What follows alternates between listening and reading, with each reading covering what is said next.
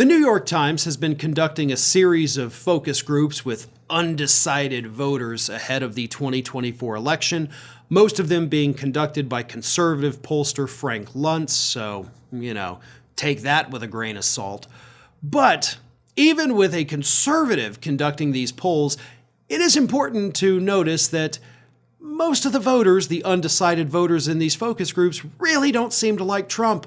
But more importantly, in one of the most recent focus groups, a lot of the former Trump voters don't seem to like Donald Trump. Let me read you this. The New York Times said, quote, "These voters suggest that Trump should be more worried than Harris right now.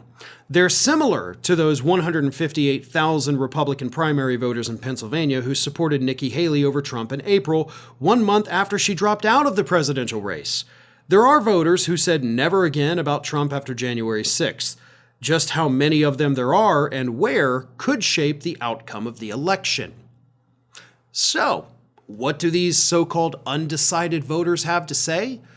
Well, the first one, Chris, a 24-year-old law student from Florida who had backed Trump in 2020, said, quote, this is talking about, by the way, the vice presidential debate between J.D. Vance and Tim Walz. He said, quote, "It was like a boxing match where one boxer outboxed the other for 8 rounds, and then in the 9th round, he got knocked out in an upset because of the January 6th question.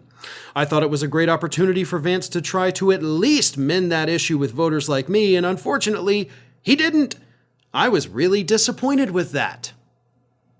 So, a former Trump supporter's like, yeah, Vance was knocking him out, and then he's the one who went down in the final round.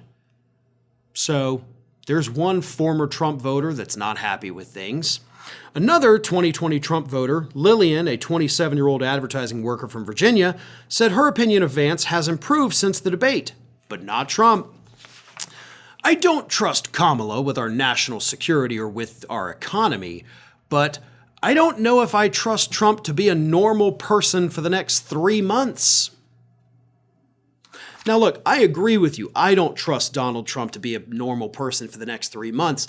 But, Lillian, I got to tell you, you do know that he would be president for more than 3 months. So I don't know why 3 months is your threshold. Like, hey, if he could just be normal for 3 months. The election isn't 3 months away. Like, do you only want him to be normal through the end of the year, and then after that he can go back to being crazy? I don't get the time frame. Doesn't seem to make any sense. And for the record, neither does anybody still being an undecided voter. Okay? You've had 9 years to get to know Donald Trump, the politician. You've had decades to get to know him as a human being. And if you still don't know whether you like him enough to vote for him or not, then that's a you problem, right? I'm sorry, but that is a you problem. And I don't want to sit here and attack undecided voters. I feel like I should be trying to woo you into the left, but seriously, screw you guys. I can't say anything else. Like, you're really going to wait down to the wire to make up your decision after literally effing years? You seem like you've got more issues kicking around than just who you want to pick for president. But the point of this is that these people who had supported Donald Trump are now on the fence. Maybe they'll go to the left. I doubt it. The big hope is that these are the people whose lack of enthusiasm causes them to just write somebody else in. Or perhaps decide on election day, you know what? It's not worth my time. I'm not going to do it. I don't ever want to encourage anyone not to vote, but if you're the wishy-washy type of person who doesn't know how they feel about the candidates, you probably shouldn't be voting. So, it is what it is, and that's where we're at.